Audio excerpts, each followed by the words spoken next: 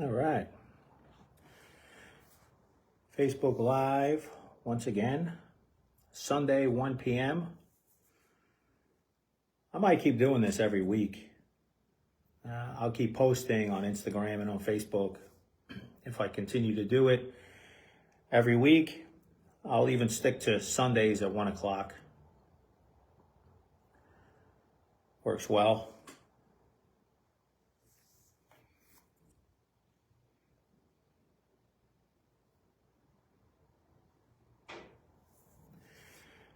So hope everybody's having a nice weekend. It's doing all right. Had a good week.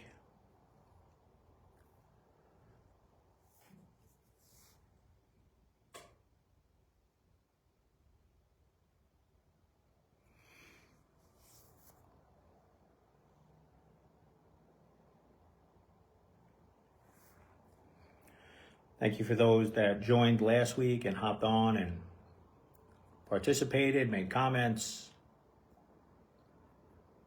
shared the video. That was very helpful. I appreciate the support.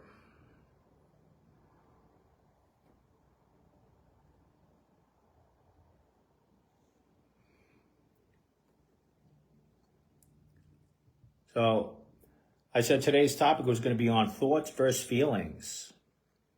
That's what I'm going to be describing, talking about, explaining, and trying to break down for you. But before we get started, I just want to be clear on my thoughts versus feelings statement. Is I don't want anybody to get it confused or misunderstand what I mean. It's never thoughts over feelings or feelings over thoughts. Like, as long as you do, or as long as you tap into your feelings, then you're going to be all right. That's not what I'm saying. And I'll try to break that down further on as we go. But we need both. We need both.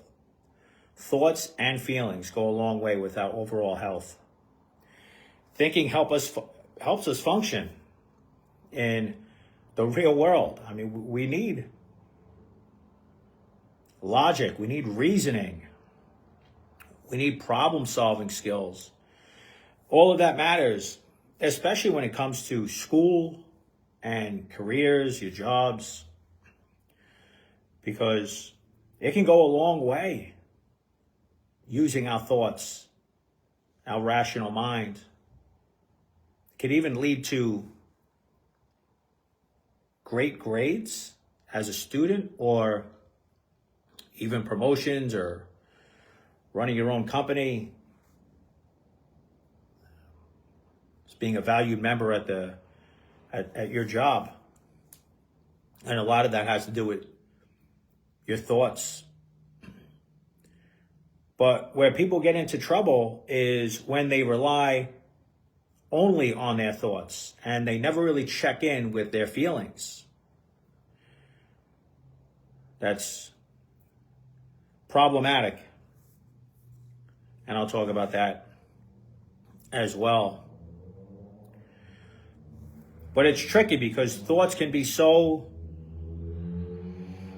again, they can be so powerful and helpful in a way that we might tend to rely on our thoughts alone. And, you know, the flip side can be true too. When feelings take over, some of us can do a better job at stepping into our feelings, but they can start becoming facts, right? We can make what's happening inside of us and our feelings, and we can turn the outside world into that reality when it might not be true. And we build stories around our feelings that, you know, we have to be careful when we do that. Because like I said, it doesn't always mean that the stories you're telling yourself or the feelings that you have make what's actually happening outside of you true. For me, it's not my feelings that get me into trouble. It's my relationship to my feelings. And I like putting it like that. My relationship to my feelings. Do I avoid my feelings? Do I constantly stay in my thinking and in my thoughts and what I have to do? Do I ignore my feelings? I feel some anger coming up, but I'm not paying attention to it. Or do I feel my feelings, but I let them run the show? I don't know how to really manage my emotions. Because whether you can see it playing out in you, in your life, maybe you could do a better job at seeing it in other people before we could see it in ourselves. But most of us, our feelings are very much influencing how we show up in life. Whether we, avoid them, numb our feelings, try to escape from our feelings, suppress our feelings. There's no way around it, especially when it comes to marriage and being a parent. So even if you're not aware of your feelings, they're still driving a lot of how you show up today. And that's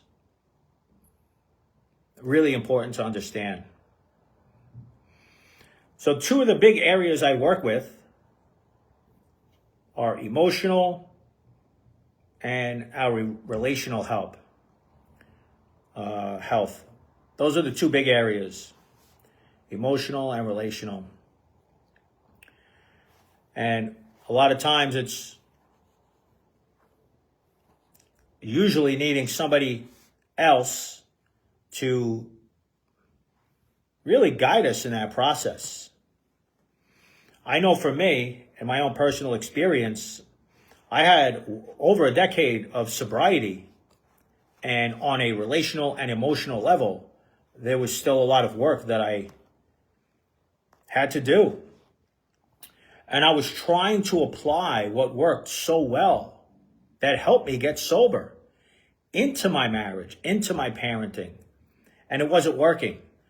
And I've come to accept the fact that what I was using for my sobriety is designed to help me not drink. But I was taking it because I loved it so much and it worked so well, and I was trying to apply it to these other areas. My emotional life and my relational life. And it wasn't working. And I used the word accept because it took a few years for me to accept that. Because I kept relying on what helped me get sober as my solution. And it just wasn't working. And it wasn't going to work until I found this other way. And for me, it's inner child work and it's parts work. And the parts work I took from Richard Schwartz. He's the founder and creator of internal family systems therapy. It's a therapeutic model. And why I like it is it's non-pathologizing. So it means it doesn't go down the road of symptoms, what's wrong with you, doesn't necessarily try to fix you right away with a medication, although that's possible, and some people do need that. I like it because it goes within. And it tells us that there's a lot more power within us that we have than we realize. So it's just being guided in that process and being able to step into that.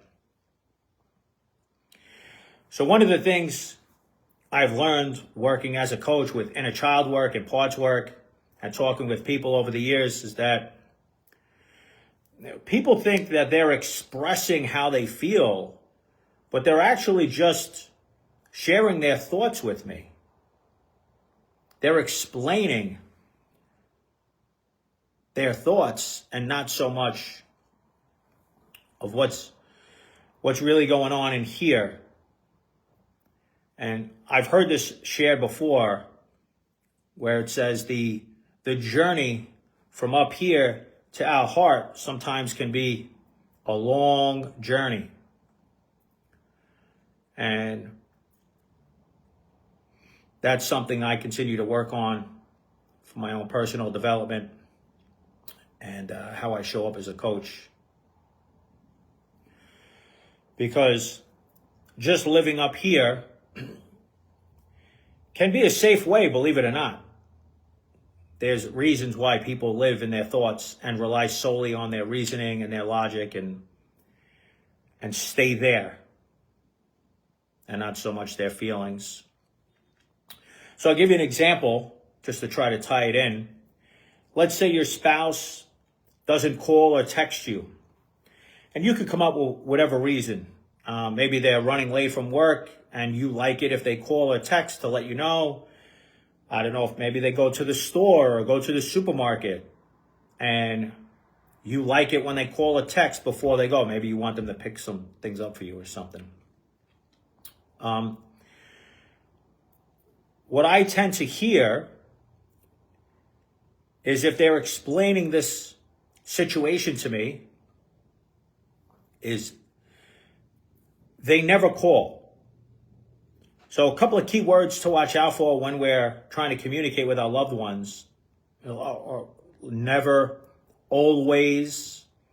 All right, those are extreme words, and got to be mindful of our choice of words when we are trying to communicate with our spouse on what we need. So they never call. It's not a feeling. And if I ask them, how does it make you feel that your spouse didn't call? Sometimes I might hear, well, it's because they don't care about me. That's why. It's because they only care about themselves. And then they could go really into a story. And some of us can really get wrapped up in a story. I mean, we can go a whole session for an hour just talking about the story in so many different situations. And even if I follow up with, how does that make you feel? They might go into another part of the story of, well, I'm sick of it. I'm the only one trying. I feel like I've said something to them in the past, and clearly they don't care. And why does it always fall on my shoulders? Again, we're really sticking to our thoughts there. None of those are feelings. It's just a story that we've built. And it could take up a lot of airtime when you're working with someone.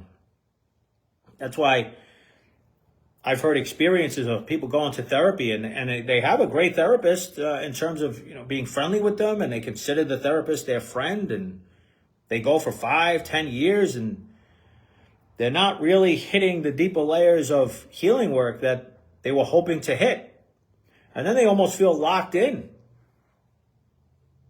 their therapy because they spend so much time with this person and develop some form of relationship with them that they don't realize that there's another level of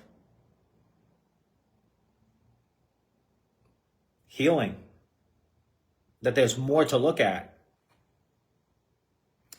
And so they might stay in that situation and stay stuck. And as long as you stay in your story, nothing is really going to change in your life. The story keeps you in your head of what you tell yourself. The feeling and the feelings is what brings you into what is actually going on with you. And just because we can feel doesn't automatically make it true. So just because we can feel, because I know sometimes we might be listening to this and thinking, well, I feel my feelings. I could feel my anger. I could feel when I'm sad or hurt. Again, it's good to be mindful that it's just part of the process, feeling your feelings. It's not the end all be all. You might feel like your spouse doesn't care, but that doesn't actually mean they don't care. But you're so in the story that you can't see all the moments that maybe they showed that they care about you. So why do we do this? Why do we do this to ourselves? Because when we don't have to step in to our feelings and we don't process them with somebody that can work with us through them, it's just safer that way. We can stay in control. We don't have to really look at ourselves. We can focus on the other person. What they're doing wrong, what they need to change. That's why these stories that we create can be damaging. Because if your spouse doesn't call and you get upset and frustrated over that, and that leads you into the story of they don't care about you, and then you try to talk to your spouse about it, they're going to get pretty defensive. They're not going to respond in the way that you want them to, and that's just going to lead you further down into your resentment, into building more of a case against them. When in reality, you're setting them up to get defensive by your approach. And then all communication is lost after that, because now both of you are going to be in your survival patterns, and things can spiral after that. So as long as we're trying to explain our feelings, we don't ever have to feel hurt. And to many of us, that's a good thing, right? Because we have so much pain inside of us we've been carrying for so long, we don't have to step into any of that. We don't have to peel the layers back. And so many people I've talked to and I've come across, they want to change. They don't want to stay stuck. But their system learned that, what is best for them, what's safe for them. I always think of like alcoholism, and it's like from the outside looking in, it's like, how can they keep drinking, with all the consequences and the problems that are happening? People don't understand what it's doing for that person's system. How underneath the drinking and the behavior is just layers and layers and layers of wounds and pain and hurt that, never looked at, never processed, never dealt with, never accepted, never acknowledged. So let's try something right now. We'll do a little brief exercise if you're interested. You don't have to if you don't want. Before we actually get into this exercise, if you notice anything coming up, maybe you're getting too triggered or feeling overwhelmed in a way, just open your eyes and bring yourself back to the present moment. Maybe look around your room or look around wherever you are and just start using your 5 senses to notice what's around you, just to ground you back into the present moment. I don't want anybody getting pulled into something too deep, especially without me being there and doing this on a one-on-one level. But you could just think about what's bothering you. Maybe something that's bothered you today or this past week. And if you could just close your eyes and try to step into that. What's bothering you right now? What's bothering you this past week? Pay attention to your thoughts. Do you find yourself getting really wrapped up in your thoughts and in the stories behind what's bothering you. And if you can, just see what you actually feel.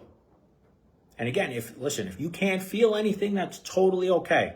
I've come across that plenty of times where people don't know what they feel. And again, it all depends on where we're at in our journey.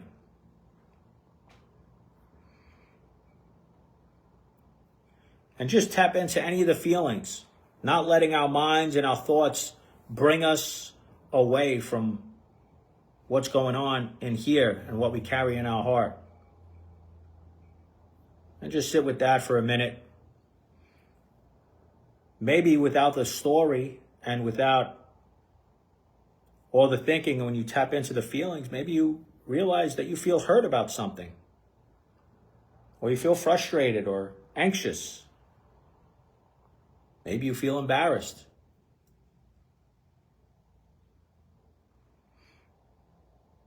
If any of those feelings are coming up, just take a moment to see if they're, or where you feel that in your body. That's a good practice, as our body can really speak to us if we start paying attention to it. Again, if this is challenging, that's totally all right. Many of us have never practiced this before.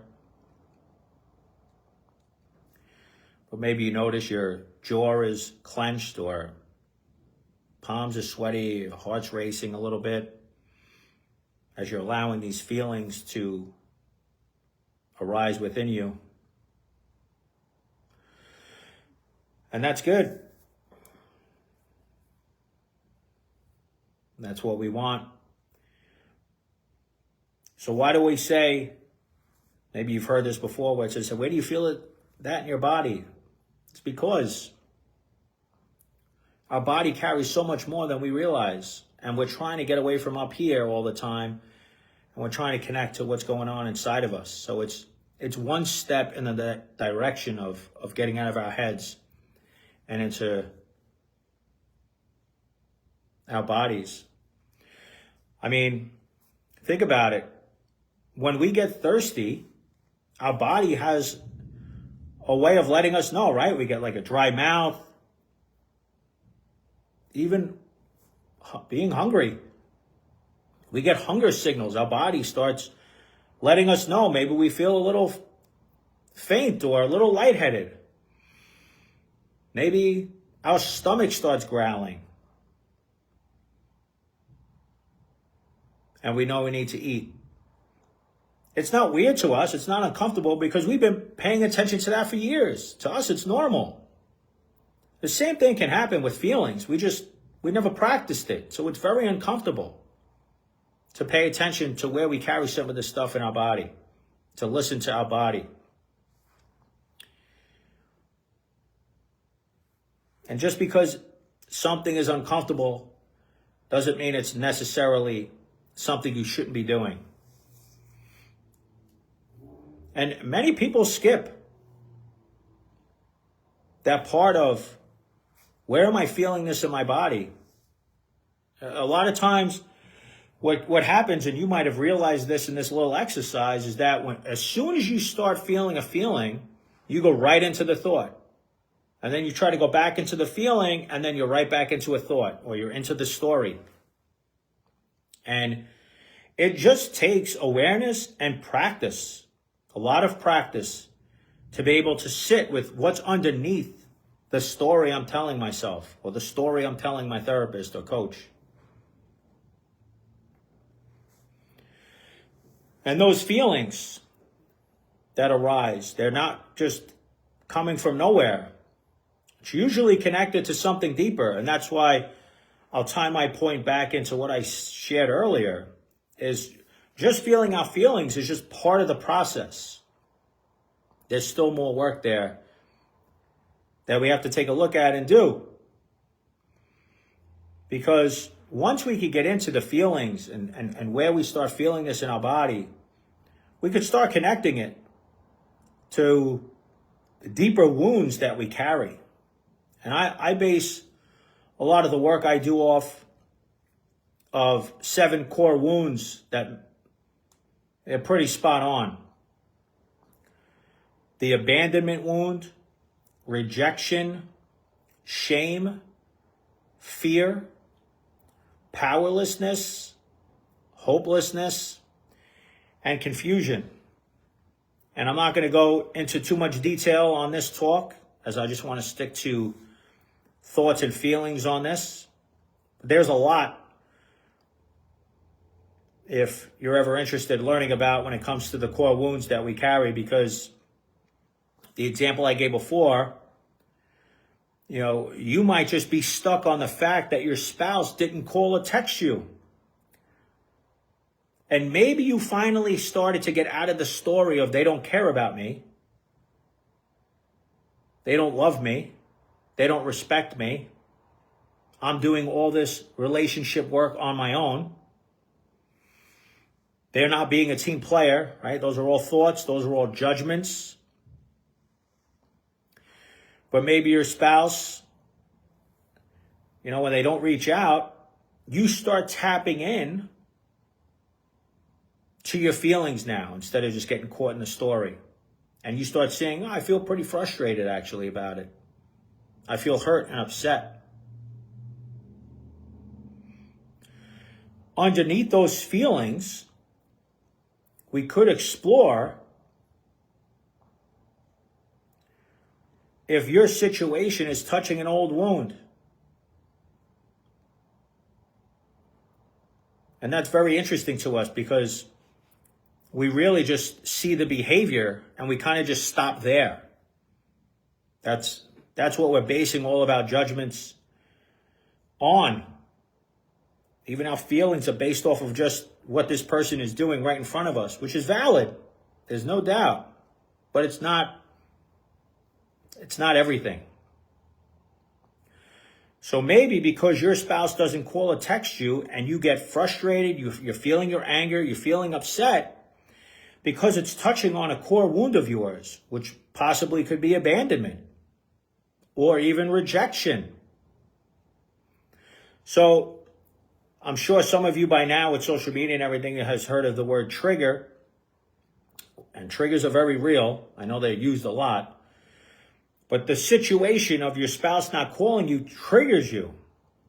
But the wound underneath is what gives this situation its intensity. It's what gives you the bigger reaction of what's going on. And what we'll try to do is we'll try to work through the behavior, the surface, what triggered you. All right, we'll just maybe put more pressure on the spouse. You need to call me next time, or maybe give an ultimatum, or give the spouse the silent treatment. Whatever it is, the route you go. That's all behavior focused. And nothing is going to change. It's just going to make things worse. It's going to make you feel more disconnected from your spouse. And it's just going to fuel that story that you're telling yourself. It's not until we get into the wound underneath, those core wounds that many of us carry, that we don't see. So you get angry at your spouse, that's okay. The anger is all right. In fact, for many people who felt powerless as a kid growing up in their family dynamic, anger is a powerful emotion. It gives us some form of power and control. Protects us from feeling that core wound of powerlessness. See, it's these core wounds that are closely tied to beliefs about ourselves. And it's because of these wounds and these beliefs that we formed about ourselves is what drives our survival patterns. They're all intertwined. Because if you could get past the thinking and the thoughts and get into your body and the feelings, then we could start exploring the wounds that you carry and what those wounds are tied to. Many times The wounds that we carry are tied to beliefs about ourselves. So again, in my situation or my example before, if the spouse is feeling angry and upset about not getting that phone call, maybe it's triggering an abandonment wound, which is tied into a belief about themselves that they're not good enough, that your spouse doesn't want you. See, now we're really diving into deeper layers here. So there's a lot more going on than we've ever imagined. And this is stuff that I was learning myself. I was stuck on the behavior. I never realized how so much of what was happening within my marriage and within my parenting had to do with me. That is not easy.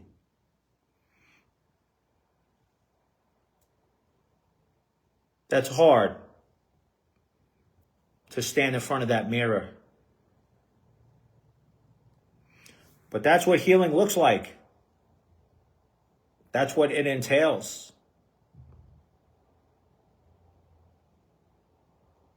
Is stepping into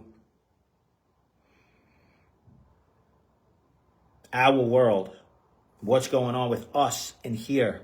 And it's not to say that people don't have their issues, or it's not to say that you're making anything up in your own life.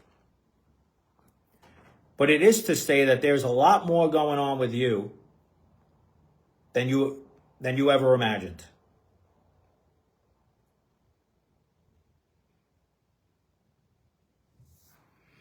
And without somebody's help, we stay caught in just a cycle. And once you're in that cycle, you start to feel hopeless, which is another core wound that goes back to your own childhood, actually. But that hopeless feeling is very painful because it leads to a lot of stories of what the next step needs to be. I guess I just can't be myself anymore. I'm just going to shut that part of me off just so I can make the marriage and make the family life better. Or maybe I need something new.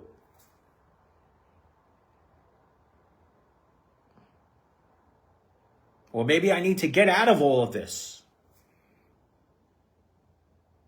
Because, again, if we get past that story of what we're telling ourselves, maybe there's that sense of hopelessness.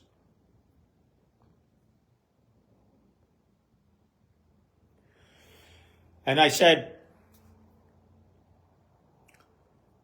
peeling these layers back, these core wounds are tied to these beliefs we carry about ourselves. And it's real. It shows up in our lives every day. We've been living a certain way for so long, we have no idea. We really, genuinely have no clue. I know I didn't. If we have a core wound of rejection, we're going to turn into Mr. Nice Guy. Or we're going to be the nice girl. Because if I'm nice, and I do for others, and I don't make waves, and I don't have any needs of my own, and I don't step on toes, I'm not going to give anybody a reason to then reject me. Because I don't ever want to feel that pain of rejection again.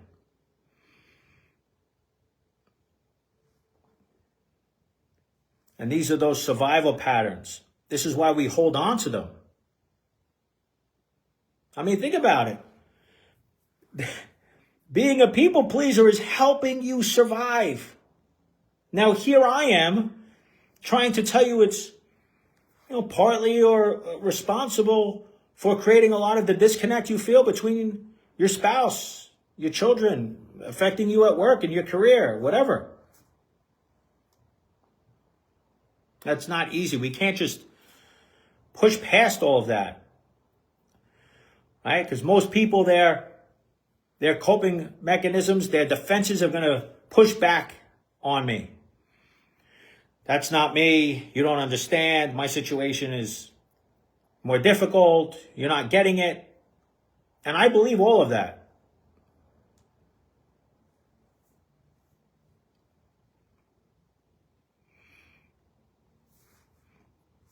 Let's say you have a core wound of shame. So shame, it's not just a feeling. It's not just feeling guilty a lot. It's also a belief that we have about ourselves. Shame is something's wrong with me. I'm defective. I'm the problem, right? That's the belief. When we have shame, this is what happens. That's why when somebody says they want to talk to you, we might have our defenses come up.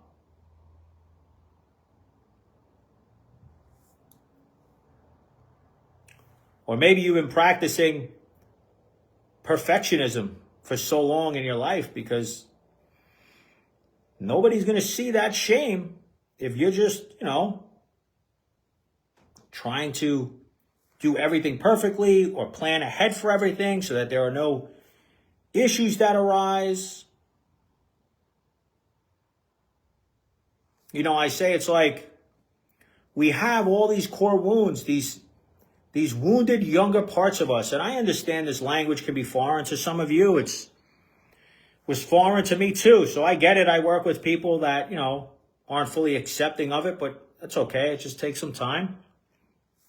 There are also other ways to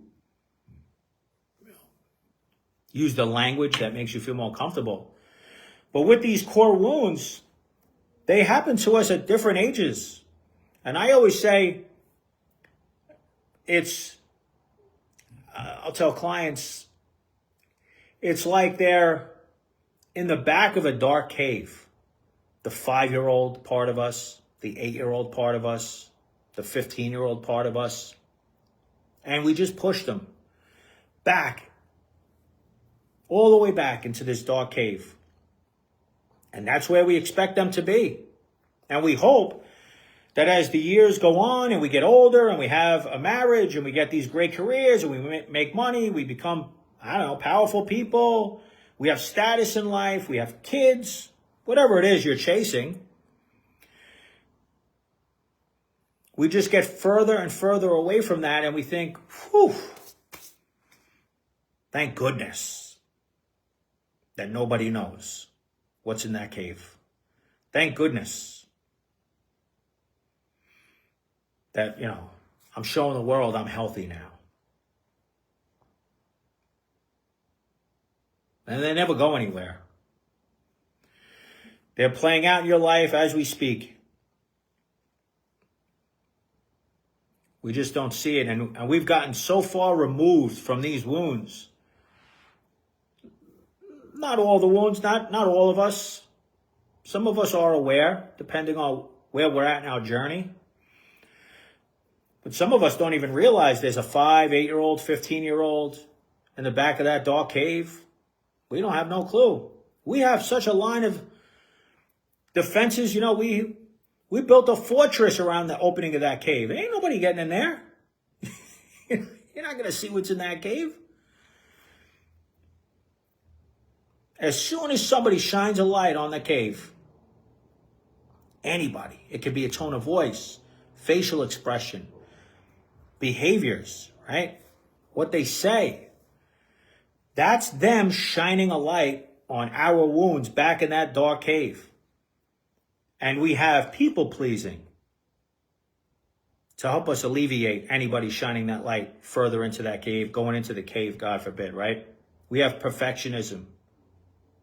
We have manager parts. That's what internal family systems therapy calls it, manager parts. That manage life for us. It's our way of staying out of that cave. Us and anyone else that gets too close. The problem is within the family unit, the family system. It's a very intimate relationship. People feel we're hiding something. They know. And the ways we developed not to go into that cave are causing problems with our loved ones. We have firefighter parts. These are the more extreme parts of our system. So let's say your spouse is shining a light on your cave. And now you've been perfect, or you use perfectionism, you use people pleasing. Manager parts can go on and on. But your spouse is still pushing past those protective parts of you at the beginning of the opening of the cave.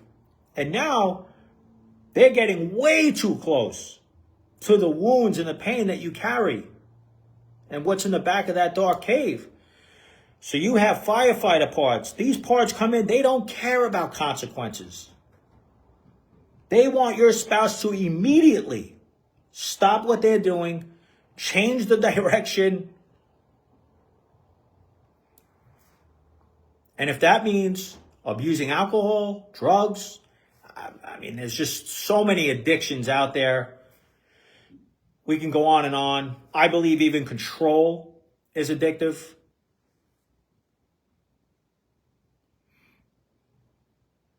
To the people outside of us, it's like, why are they doing this to us?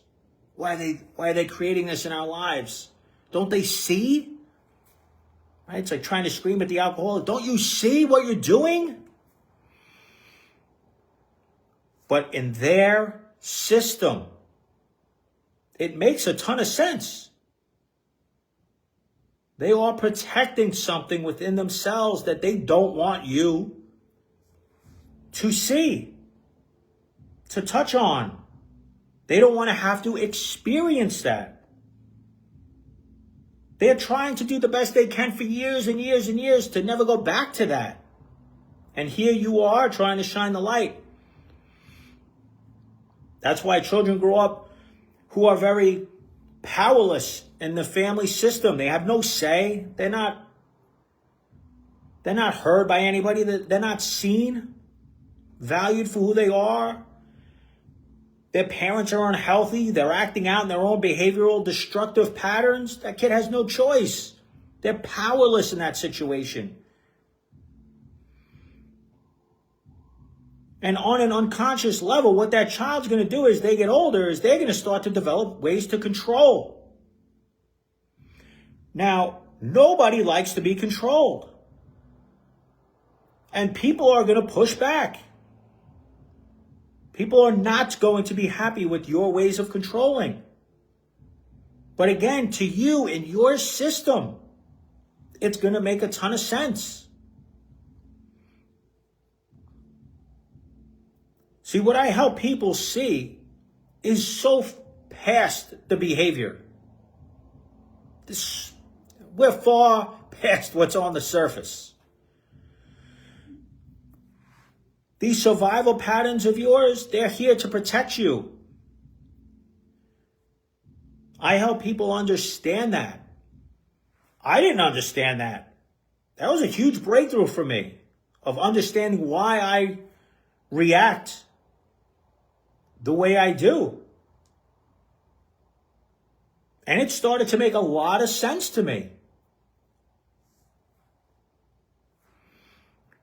What I also started to learn in my process of healing was that they are creating problems. So even though it makes sense to me and it's helping my system, they're creating a lot of issues and I want to do something about it. Because I know for me, if I stayed in my story, if I stay in blame, if I stay in resentment, I'm just going to stay stuck. That's why I'm not a true believer in talk therapy.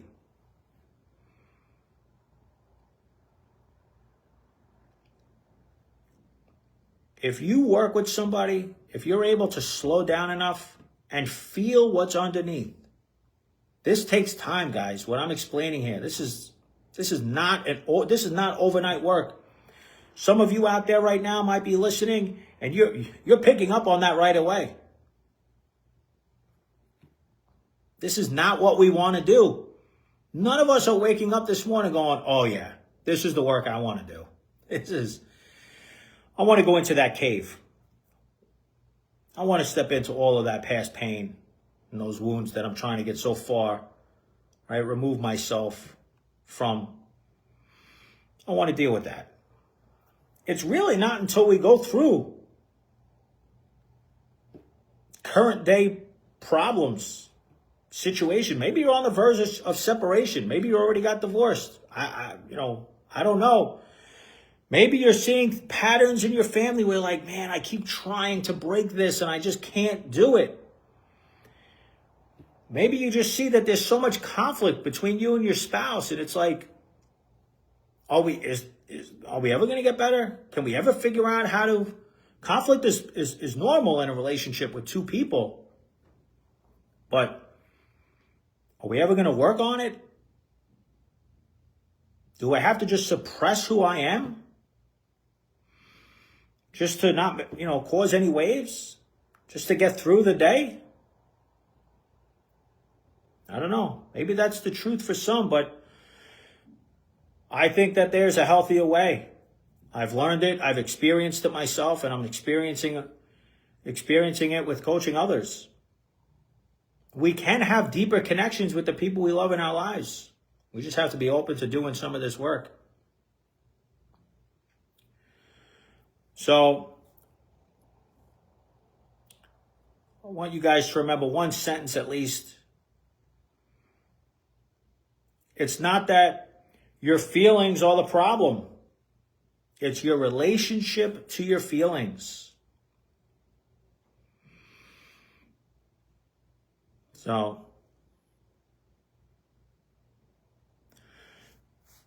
it's almost 10 to 2. I'm actually going to wrap up today at 2 o'clock. If anybody has any thoughts, questions, I really just want people to live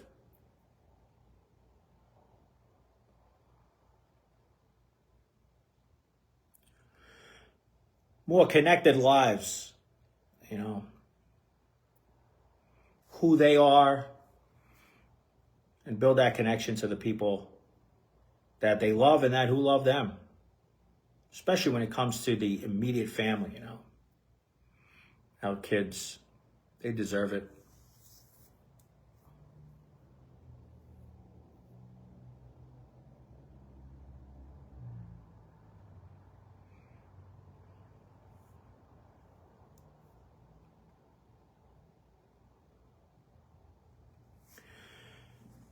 So I'll give it another minute or two.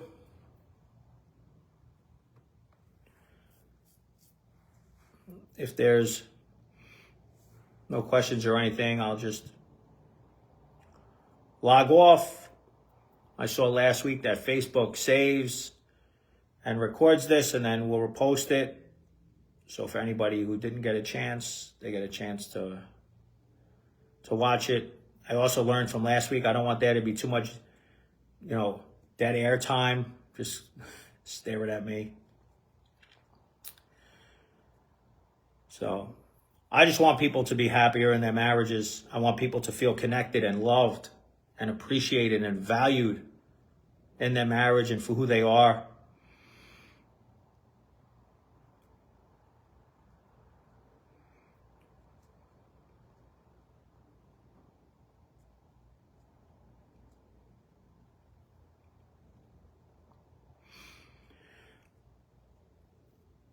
Yeah, so I wrote a workbook called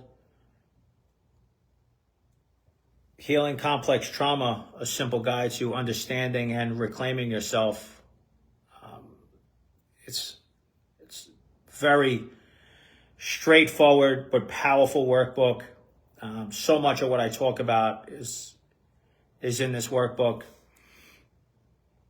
And one of the pages of the book is resources, and I share some of the books that I've read over the years.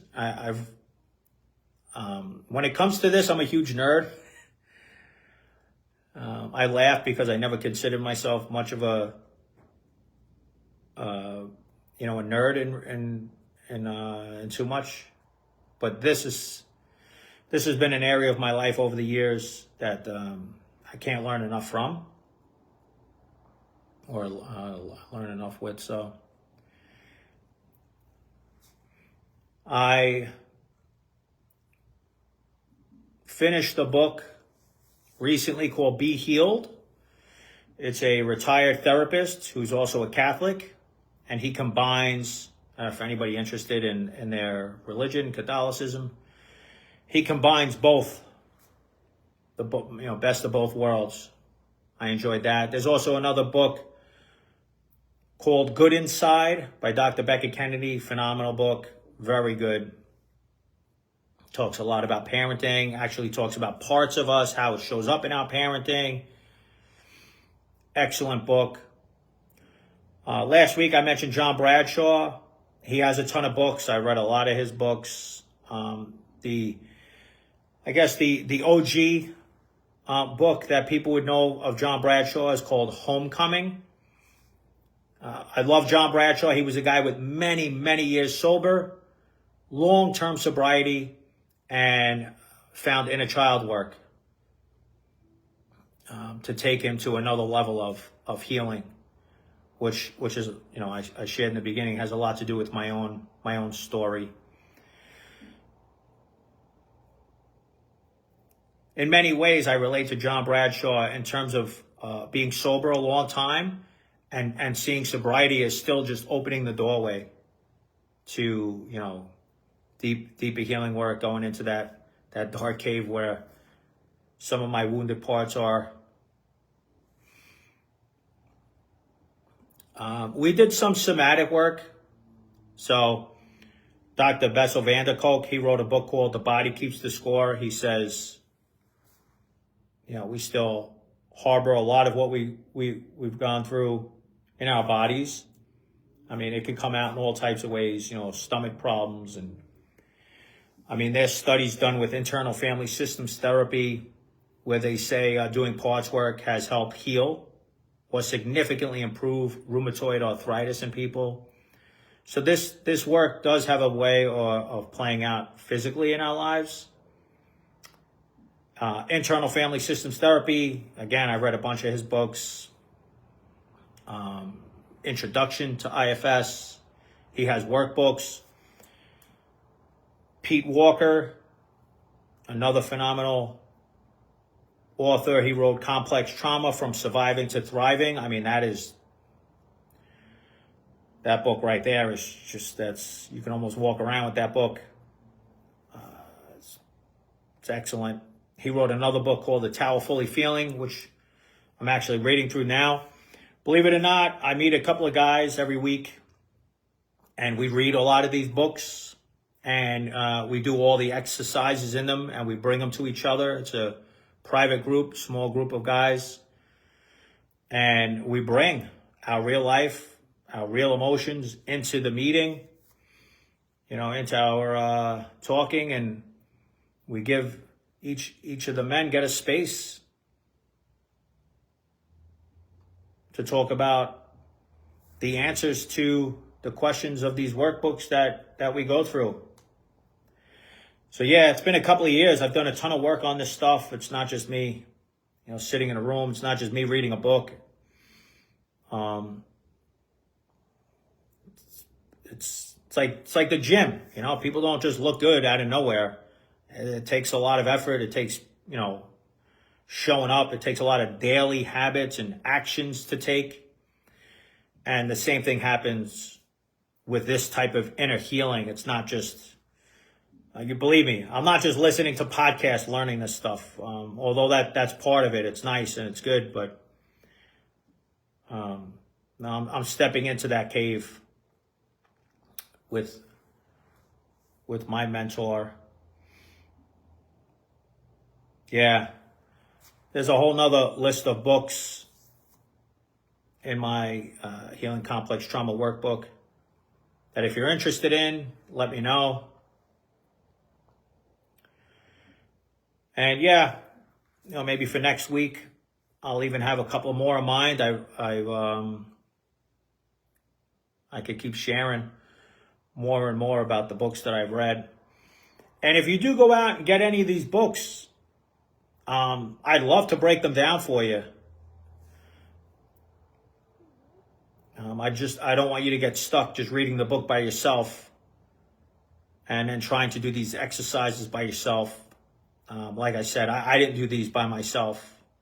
I did these exercises and I worked with people with this small group I talked about. I do have a coach myself.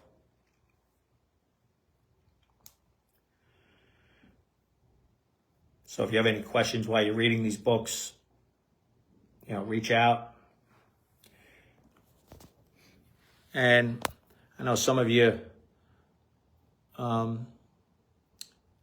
may have not seen my office, so I figured I thought about it last week after I shared, so I figured I might as well share it today. So I'm basically just sitting in my chair here. If I could show you the front door, little library. Got some podcast equipment there.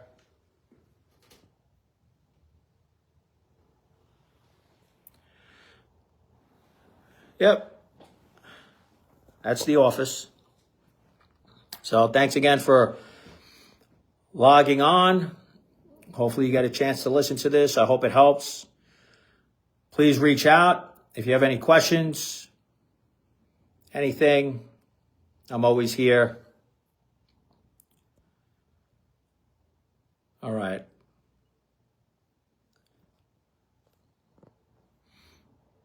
I will be following up during the week to let you know if I'll be doing this live again next Sunday at 1 p.m. So keep an eye out. I'll post in Facebook on my personal page. I'll post in Facebook on my business page, which is Jared Davin - Addiction Recovery Coach. And I'll also be posting on my Instagram stories.